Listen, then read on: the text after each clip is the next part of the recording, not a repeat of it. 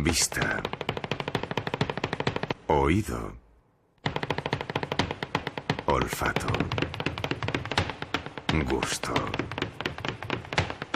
Tacto.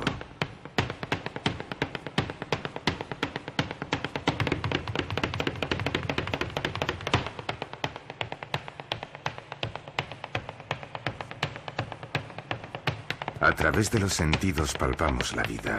Contactamos con los otros, con lo otro. Conocemos el mundo y lo gozamos. Hay lugares donde habita una larga tradición y una cierta destreza en mantener despiertos los sentidos. El patio es uno de ellos. Tal vez un patio lo contenga todo. El universo entero está aquí. Todo está aquí, esperando.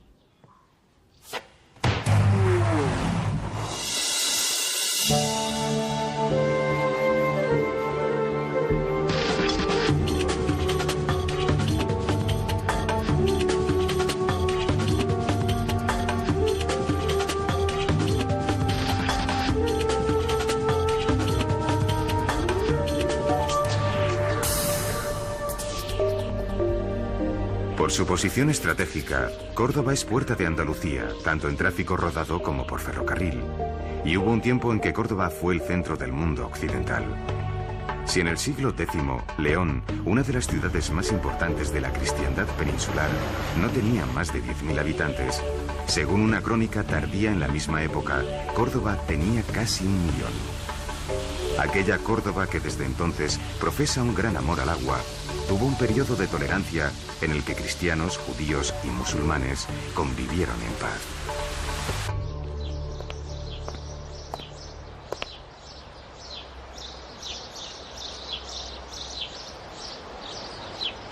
Córdoba fue fundada en el siglo II a.C. por los romanos. Su preponderancia estratégica y económica hizo que en pocos años llegara a ser capital romana de la Hispania ulterior ibérica. En plena Edad Media, gracias a los árabes, judíos y cristianos, fue el centro cultural más importante de Occidente.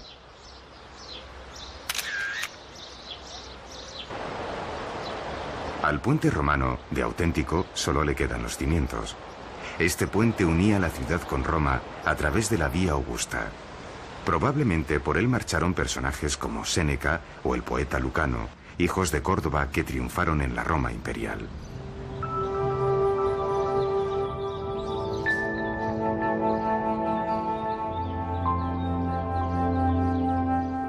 Es innegable la importancia romana en la ciudad. Los constructores cordobeses tiemblan porque en cuanto se hacen unas obras pueden aparecer unas ruinas. El propio ayuntamiento se apoya en parte de la muralla romana. Con la desmembración del Imperio Romano, Córdoba queda a merced del pueblo visigodo y la ciudad entra en un estado de decadencia del que tardará en salir varios siglos. En el 711, los árabes cruzan el estrecho introduciendo una nueva religión, el Islam. 44 años después, el heredero del califa omeya de Damasco, huido de la terrible matanza que sufrió su familia, llega a la península instaurando la autonomía de un nuevo estado andalusí que imitará las formas de gobierno de su país de origen. Su nombre era Abderramán.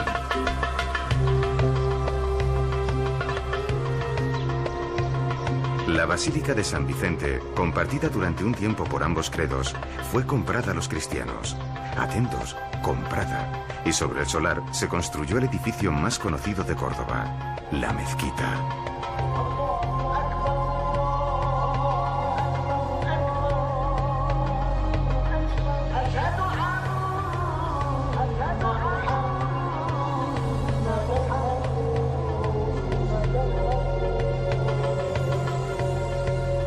El crecimiento de la ciudad durante los siguientes siglos dio pie a que los descendientes de Abderramán la ampliasen en varias ocasiones, hasta hacer de ella un gran bosque de columnas.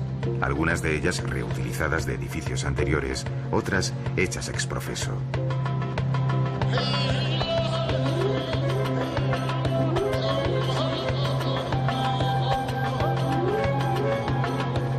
Al final de ese laberinto de fustes de mármol se encuentra la Máxura, lugar reservado al califa, cubierto por una extraordinaria cúpula, y el Mihrab, nicho horadado en el muro a donde los fieles debían orientar sus rezos.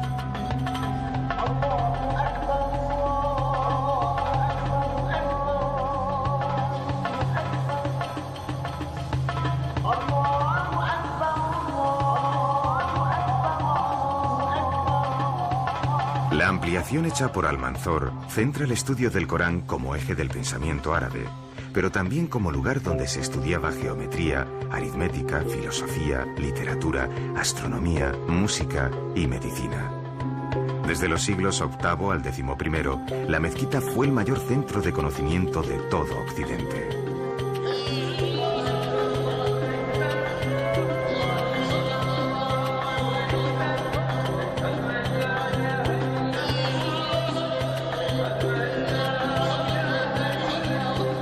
El patio de los Naranjos es simple y geométrico, pero en su verdor está latente la sutil presencia del agua, elemento de un fuerte contenido simbólico para un pueblo procedente del desierto.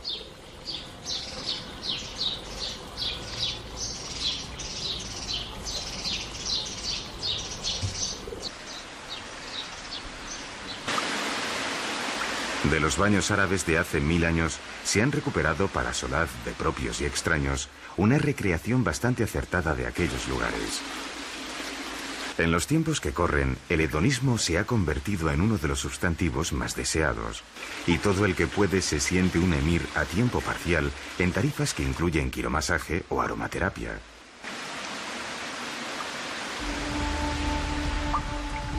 A unos pocos kilómetros del casco histórico encontramos Medina Azahara, modelo único de urbanismo andalusí, donde el califa persigue magnificar su poder.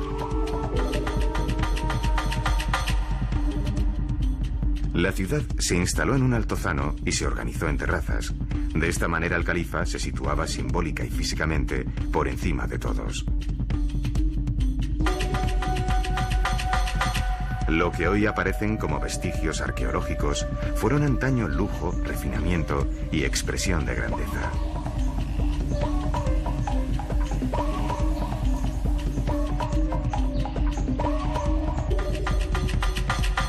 A medio camino entre mito y realidad, algunos cronistas árabes relatan que había perlas gigantes colgando de techos de oro, fuentes de mercurio y un sinfín de maravillas dignas de los cuentos de las 1001 noche.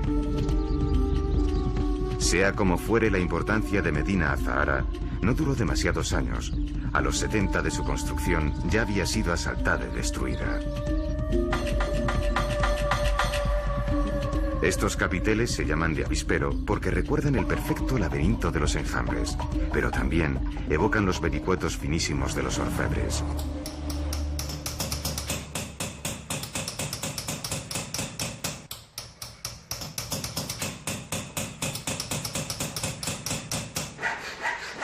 Córdoba tiene una reconocida escuela de joyería y orfebrería. No en vano, es la ciudad de España líder en el sector.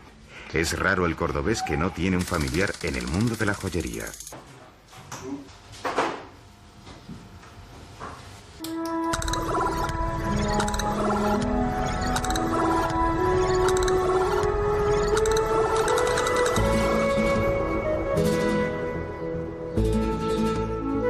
El casco histórico de la ciudad está plagado de lugares que invitan al reposo y a la contemplación. Entre ellos la famosa calle del Pañuelo, llamada así porque su anchura es precisamente esa, la de un pañuelo. Son lugares misteriosos que invitan a imaginar lo que uno podría descubrir tras cada una de esas puertas.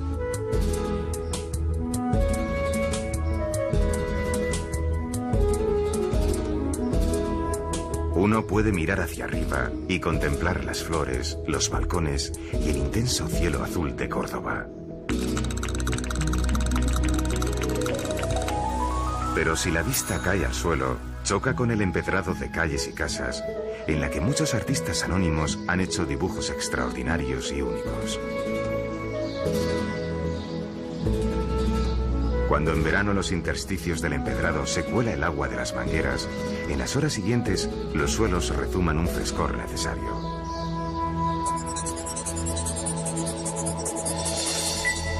En la Judería se conserva una de las sinagogas que tuvo Córdoba. En todo caso, es una de las 3 que se mantienen en pie en España y la única de todo Andalucía.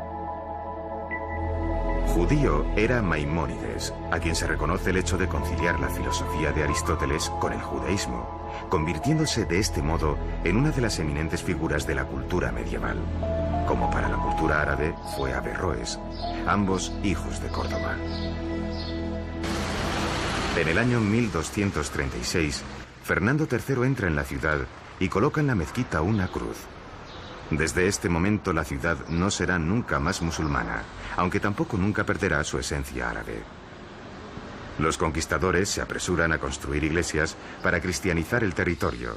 Tardarán todavía un tiempo en conseguirlo, pero al final hacen de Córdoba una ciudad musulmana cristianizada. En el siglo XVI, la ciudad no tenía catedral, cosa que resultaba intolerable si se comparaba con la mayoría de las ciudades españolas. ¿Y qué mejor sitio para construirla que en el interior de la mezquita? Las opiniones no eran unánimes, y el templo se edificó solo cuando Carlos I autorizó su construcción, cosa de la que se arrepentiría años más tarde. La catedral es resultado de un inevitable mordisco a la mezquita, aunque los 2 edificios han terminado por cohabitar sin más problemas que los que cada uno quiera ver. Hay incluso quien ve en todo esto un símbolo de convivencia. En la catedral destaca la hermosa sillería del coro, realizada en madera de caoba traída de América.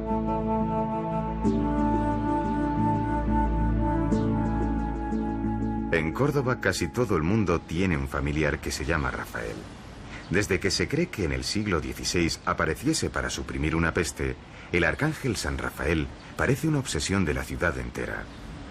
Solo triunfos, que es como se llaman estas elevaciones, hay más de 20.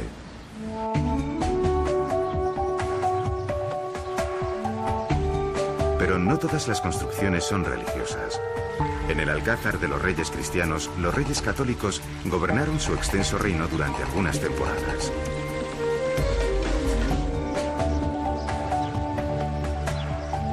Si los árabes creen que los jardines son una representación simbólica del paraíso, muchos turistas nórdicos que pasean por aquí un día de sol en primavera están convencidos que esto es el mismísimo cielo.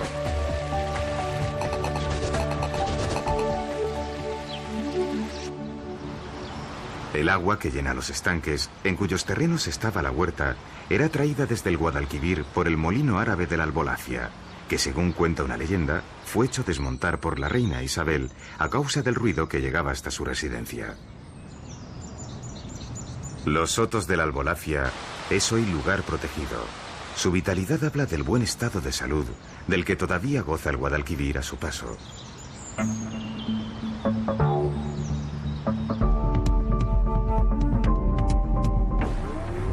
Unos centenares de metros más adelante, el jardín botánico domestica la flora y, cumpliendo con su obligación, la exhibe de un modo ordenado y didáctico.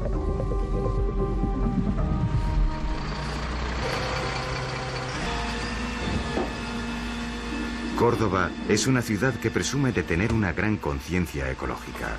La materia orgánica se separa desde el origen, dando lugar a la fabricación de un magnífico compost que recupera los suelos agrícolas de la zona.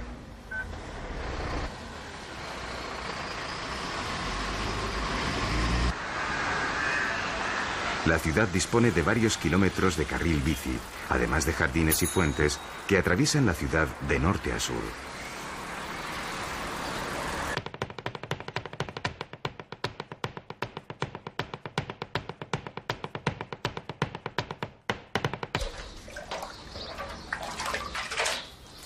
Cuando aprieta el calor, los cordobeses se refugian en sus patios. El patio parece calle, pero es casa. El extraño puede asomarse, pero no entrar, salvo en unos pocos restringidos, y solo los días en los que están abiertos al público, gracias al concurso organizado por la Asociación de Amigos de los Patios. Además de patios populares, los hay señoriales y distinguidos. Pero si un vendedor de patios quisiera confeccionar un buen muestrario, se decidiría por el Palacio de Viana. En su interior hay nada menos que 12.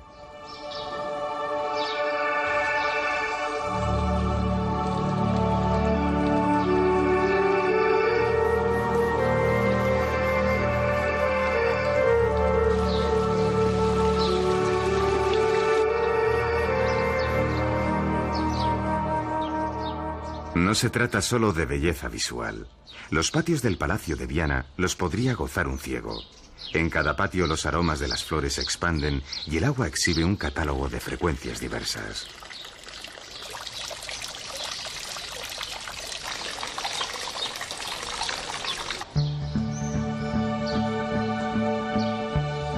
No hay mal que por bien no venga.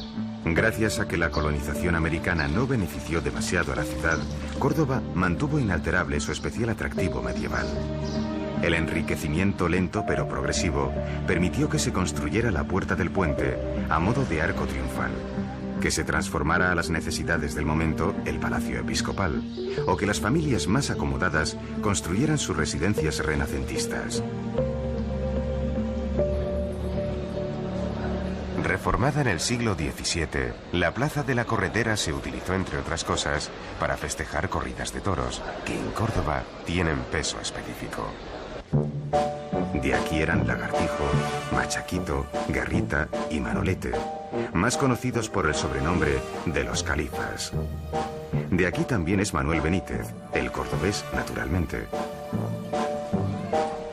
Los diestros tienen un barrio, un museo taurino e incluso una iglesia propia.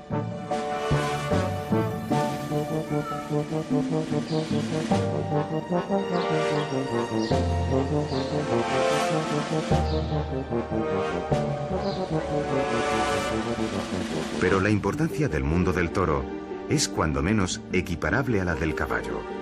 Pocos saben que estas son las caballerizas más antiguas de España, y son menos aún los que conocen que en estas cuadras, debido a cruces genéticos patrocinados por Felipe II, se obtuvo la raza conocida en todo el mundo como caballo español.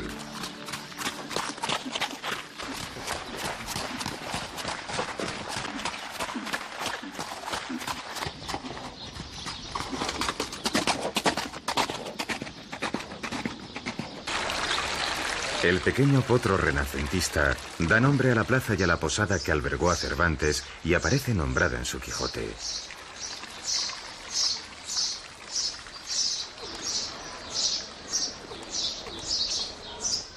En muchas de las tabernas y restaurantes para todos los bolsillos es posible disfrutar de la gastronomía típica. Son lugares vivos y llenos de encanto que no han cedido a la fuerza del turismo, ya que los propios cordobeses los visitan con frecuencia. Entre otros platos destaca el salmorejo, el rabo de toro y deliciosos postres de origen árabe.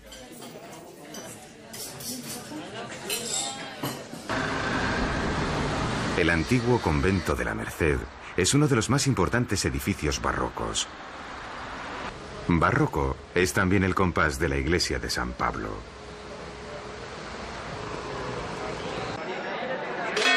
Entrañablemente unida al barroco, la Semana Santa permanece viva.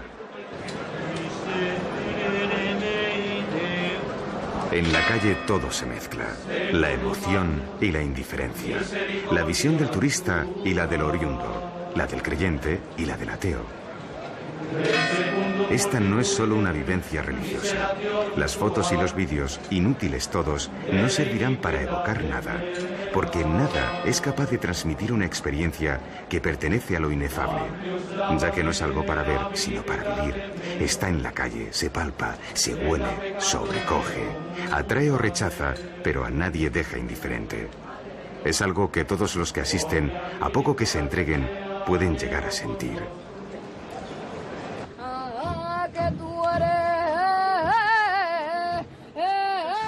El amor. La historia de esta cofradía se remite a la historia del propio barrio, El Cerro, un barrio obrero de hace 50 años. Desde 1985 se da el hecho insólito de que la Virgen es procesionada por costaleras. Las mujeres han sometido sus cuellos al esfuerzo brutal de levantar entre todas más de 3.000 kilos. Debajo del paso, durante horas, se convierten en invidentes voluntarias que obedecen las órdenes del capataz.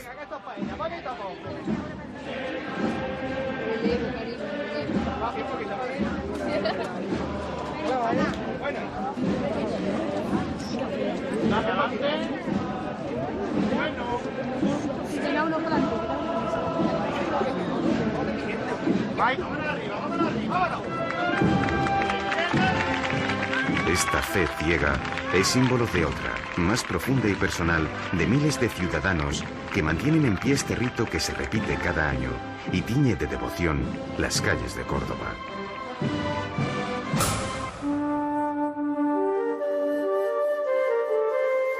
El siglo XIX fue agitado en toda España, y no podía serlo menos en Córdoba. Enfrentada valerosamente contra la dominación francesa, la ciudad participó en la revolución que derrocó a Isabel II. El Círculo de la Amistad es uno de esos sitios magníficos y despoblados que algunas ciudades mantienen a modo de santuario. No hay que dejarse engañar por el vacío de las salas. La ausencia tiene también su presencia.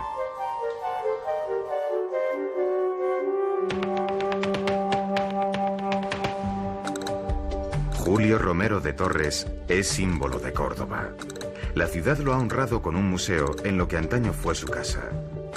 ¿Quién no recuerda a sus mujeres en alguno de los billetes de las desaparecidas pesetas?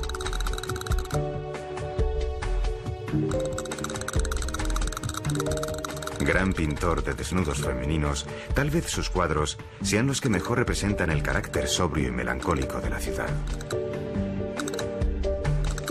Junto al Museo del Pintor se encuentra el Museo de Bellas Artes, entre cuyos fondos destaca parte de la obra de un famoso escultor, también hijo de la ciudad, Mateo Inurria.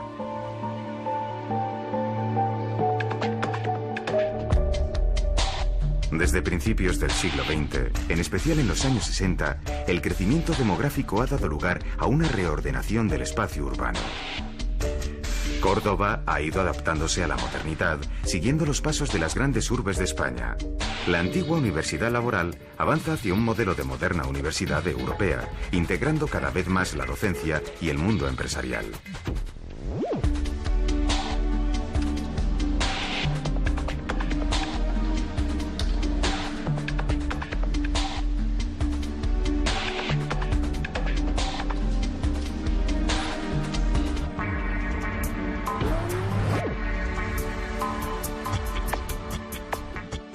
Hola, buenos días. ¿Tenía cita a las 12:30? Sí, pase que le están esperando. Vale, muchas gracias. El Hospital de la Facultad de Veterinaria no solo incorpora moderna tecnología para investigación y enseñanza, sino también para la utilización rentabilizada de sus instalaciones, tan necesaria en un enclave ganadero de primer orden.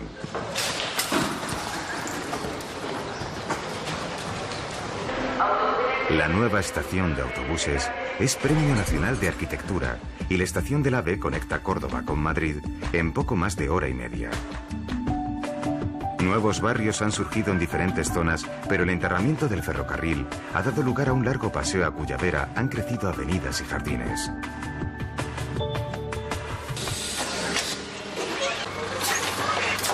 Las instalaciones del Hospital Universitario Reina Sofía están a la par de cualquier gran ciudad y ocupa una posición de liderazgo en lo que se refiere a trasplantes, asunto en el que España es pionera.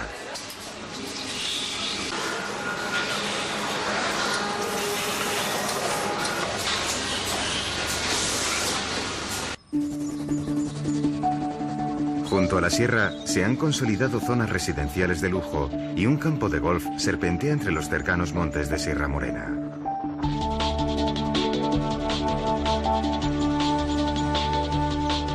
La sierra alberga pequeñas ermitas y también el monasterio de San Jerónimo de Valparaíso, en manos privadas desde la desamortización y que lamentablemente no es visitable.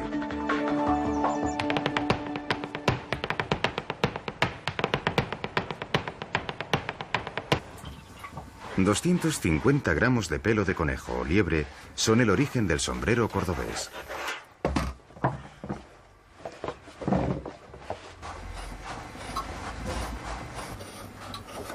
El auténtico sombrero cordobés se hace en colores sobrios y es alto para crear una cámara de aire y soportar mejor las altas temperaturas de esta tierra.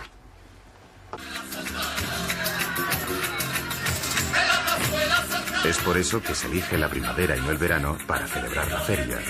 Mayo festeja el esplendor de todas las primaveras y Córdoba entera se divierte entre casetas.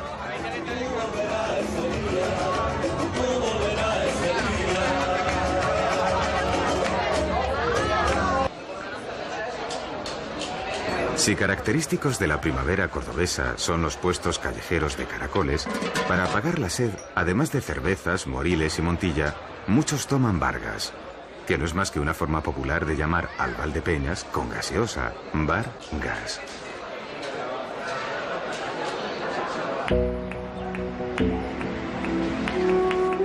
Aquí gustan mucho las estatuas, como si se tratase de una venganza histórica de la época en que los iconoclastas ejercieron sin piedad su intolerancia.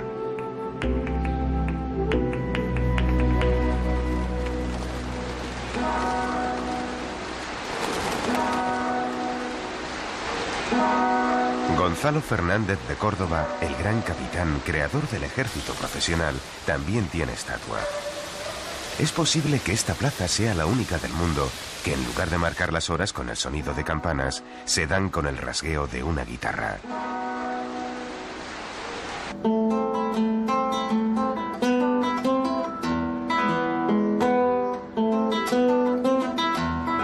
La madera clara de ciprés forma la caja de la guitarra flamenca, aunque los expertos dicen que el éxito está en tapa. Estos pequeños talleres abastecen un mercado cada vez más amplio de guitarras de calidad. La guitarra está en auge y el flamenco en franca recuperación.